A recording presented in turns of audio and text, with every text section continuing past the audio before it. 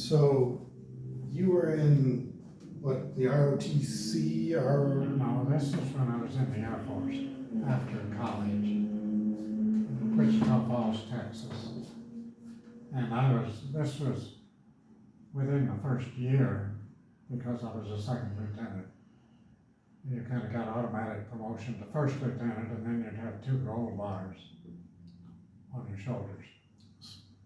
So that was early in my vast military career. But you were in the ROTC. I was in ROTC in college, Air Force ROTC. And So that obligated you to serving in the military. yeah, I think it obligated me to 2 years, and I got out a little bit early. Good behavior.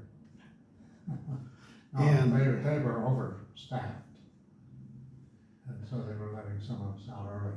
okay, but you were in college. You studied journalism. Agricultural journalism. Okay, and so were you like? Did you work on the school yearbook or anything No, like I that? was the editor at my peak. I was the editor of the agricultural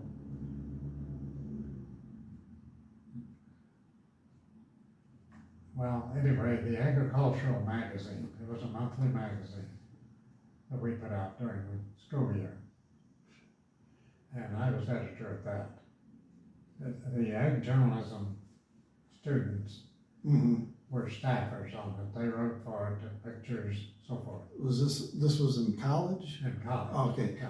Yeah. In You high didn't do- school, I was just a reluctant reporter who mostly spent my time selling ads up and down Main Street. Oh, well, that's an important part of Yeah. journalism. Yeah. Funding. I hated going to the beauty parlor because it stunk so bad. Oh, I gotta agree with you on that. And I don't know if they bought ads or not, but I had to stop there every week, I suppose, because all of the journalism students had to get some experience in advertising, Mm-hmm. and that meant going door to door downtown, getting ads. Well, I'm lucky in that when I'm delivering mail and I have to deliver it to some place that does nails or other Yeah. stuff like that, I can just hold my breath, go in there, drop it off, pick up what I need, and get out without having to take a second breath. Yeah, that was kind of the way with me. But this was, I was there for 2 years. Well, a little short of 2 years, I think.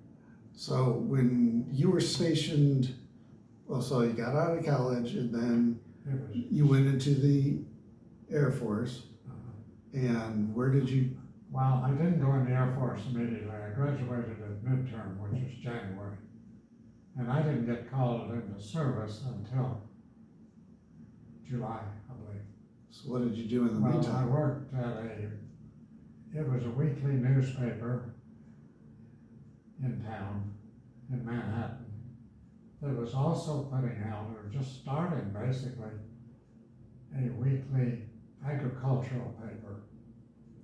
And so the editor of the newspaper was also my boss. And then I was kind of the editor of the weekly farm paper. It was called Grass and Grain. And I went out and interviewed farmers and did stuff like that. And then the other editor, the top editor, kind of collected other material, and we put it all together and had a weekly newspaper called Grass and Grain. And then we printed it overnight once a week in a terrible old printer. Now, is this the one that would fill the room up with paper? Yeah. So explain exactly how that happens again. Well, the print would be, there's a big roll of paper, it's about so high. weighs a ton, they roll it around, they don't lift it. You roll it into the press, you get it locked in, and I think maybe there was a lever to pull to raise it up off of the floor. And you feed this, you thread it almost, through the press, so that it rolls through, and the press rolls and applies the ink. And if something breaks, for some reason it stretches or it tears, something like that, then you've got to quickly stop it, because that big roll of paper is in motion, and it just keeps rolling. There's a brake on it, but you have to be there and you have to get the brake on, and I don't think it stopped immediately, even then. And so in the meantime, if the press stops for some reason, the roll of paper keeps going, and it just fills the room with paper. That would sound like a mess. Yeah, I cut it off or tear it off, and then we'd have to gather all this stuff up and take it out the back door, and I don't know what we did with it. Must have been a trash dumpster out there or something. But anyway, I did that. Then I went into the Air Force in Wichita Falls, Texas, at Shepherd Air Force Base. And I was fortunate because I was assigned to the base newspaper. And so until the editor that was there was discharged, finished his term, I was a reporter, but it doesn't seem like it was very long. Then I became the editor. And there were airmen who were interested in journalism or thought it was a tough job. And they were writers, reporters. One would cover the baseball games, and another one would do headquarters for whatever the general wanted to go in the paper. And there was a photographer who, one of his jobs was the girl of the week. And usually it was some airman's wife who would volunteer to wear a short skirt or something. And he would take pictures behind the scenes, and I think about this since then. I should have really put my foot down. He would get him to damn near strip back in the dark room or something. He'd take pictures of someone. Nothing really porno or anything, but more than should have been happening there in the editorial office. Okay. But he was a sergeant, where he carries quite a bit of authority. And I was only a second lieutenant, or second, maybe first lieutenant. Mm-hmm. So he actually had a lot more experience than I did, and a lot more savvy about how the Air Force worked. And anyway, I was editor, and one of my jobs was to go to a town about 50 miles away once a week and deliver the paper ready to be printed to the press, to a print shop there. Mm-hmm. And they would, did I go twice a week? Anyway, they would have it all ready to be printed, all set in type. You'd have these big cases of, I guess are frames, with a page of lead type in it. Mm-hmm. And they would print off a sheet, and we would proof it and be sure everything was in the right place. And then they'd put it on the press, and they'd press the sheet. And then they would deliver the papers back to the base. And I'm sure it was some airmen, well, maybe they just delivered them to certain buildings. I don't know how they were distributed. I can't remember that. I didn't have anything to do with that part of it. So, that was my Air Force experience. So which newspaper were you at where you had a couple of people who worked, they made the dies or whatever? Oh, okay. Yeah, they made the, Which paper was that? Was that before? well, basically where I had close contact was the one in Manhattan, in between graduation and going to the Air Force, where I did the farm paper. Okay, so there was a man and a woman, Yeah. Mm-hmm. Yeah. and he was kind of rough, and she was very ladylike. Is that?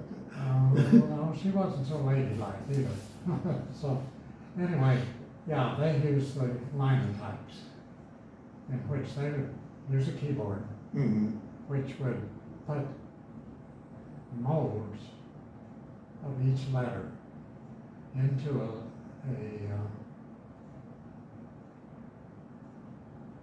position, I'm gonna have to call it, I've forgotten the terms.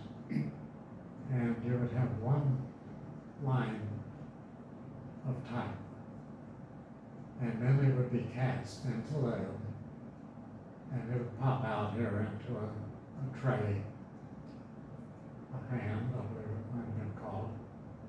And they keep doing that until you have the tray full, and then you set them in a column.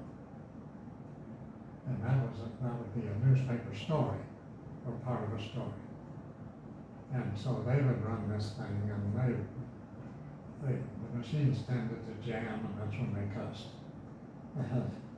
And then the usual trick of a linotype operator, if there's anybody that'll do it around that doesn't already know, they'll type out the guy's name or the person's name. Oh, here, you see, it's right side up, it's upside down, but you can read it, then hand it to the person and it'll still be hot. Really hot.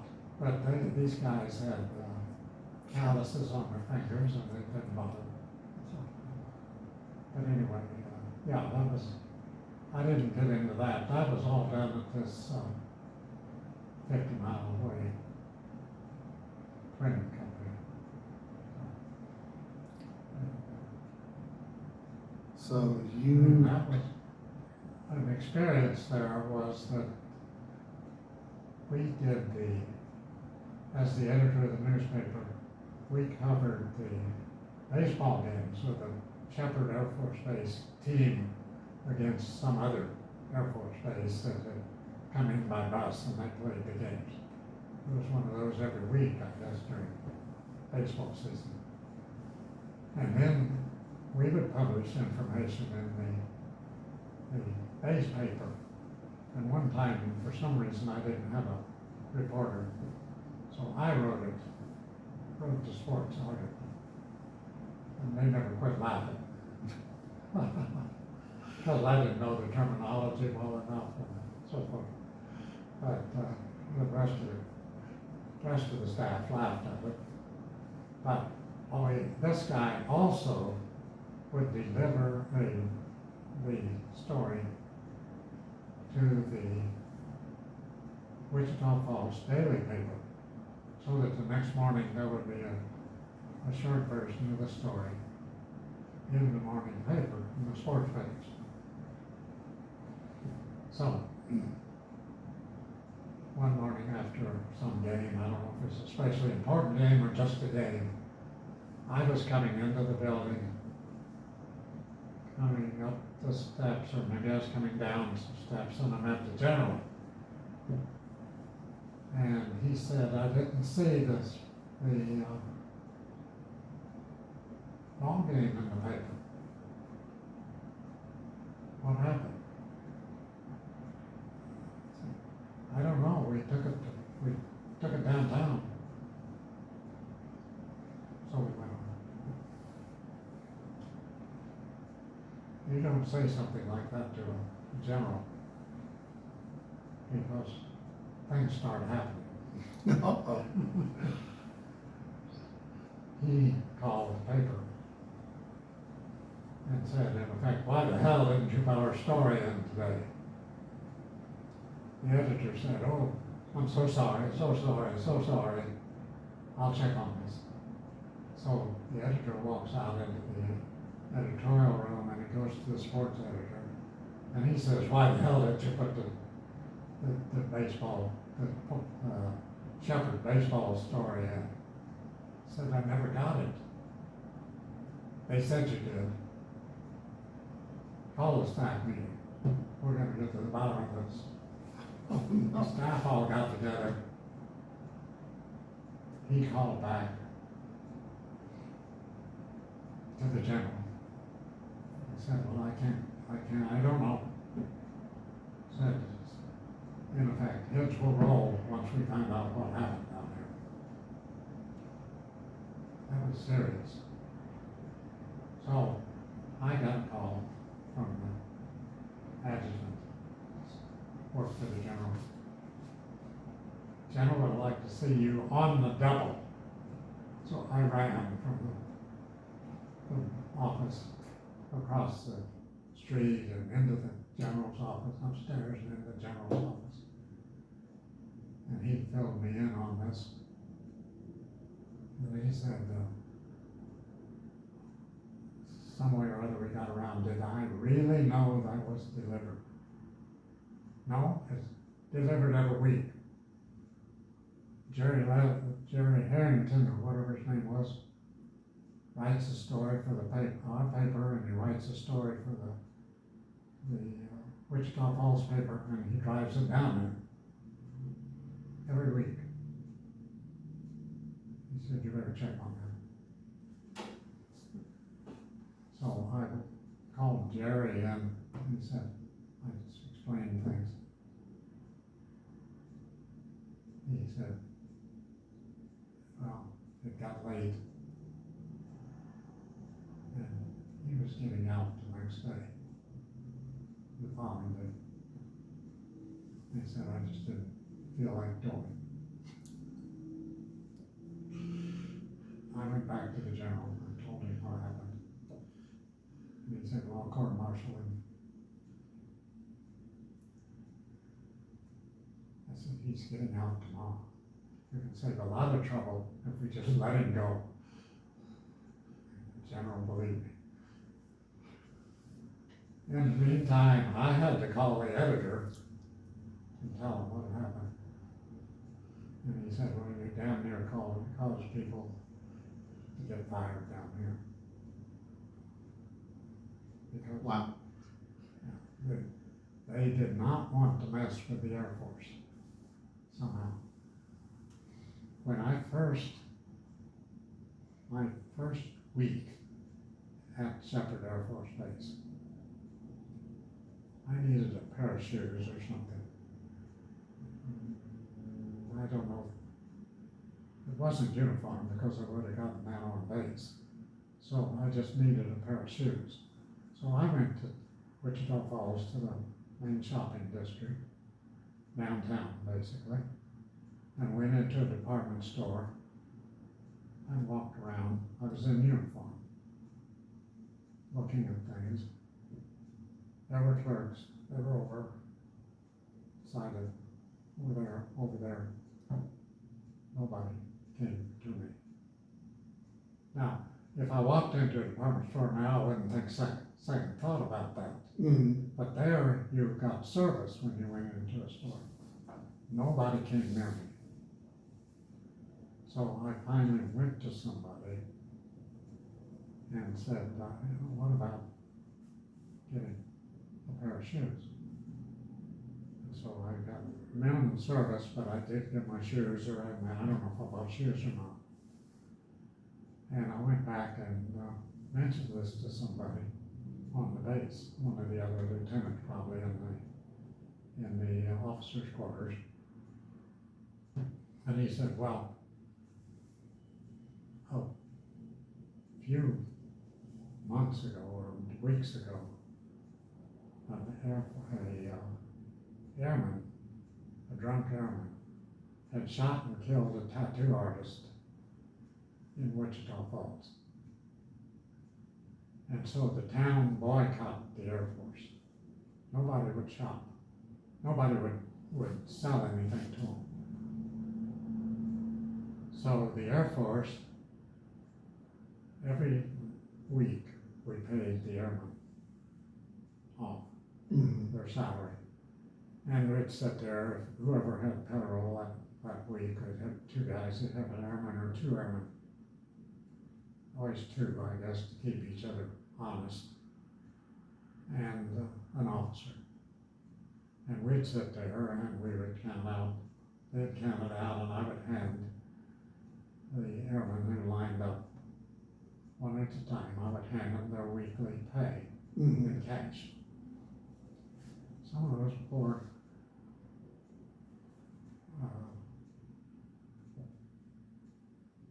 they weren't airmen, they were, what were they when they first came in? Anyway, just very basics, just walked in, were scared to death of me. I was scared of them. Anyway, we hand them their pay in cash. So what the Air Force did after this boycott is, first payday, they paid everybody in $2 bills. And so if the airmen wanted to spend money, if their family lived in town or if they went into town, they paid it off in $2 bills. And it proved to the city how important that market was, because they got flooded by $2 bills. And that was the end of the boycott. It worked. But when you went in for your shoes, This was after that. But they were, no. you got the shoes after they disputed, they gave the $2 bills? No, I don't think I ever quite figured that out. Maybe some people still weren't waiting on military, I don't know. But I was not there to give out the $2 bills. That had been right before me. So, what else you got? Let's see what we have over here. Just a second.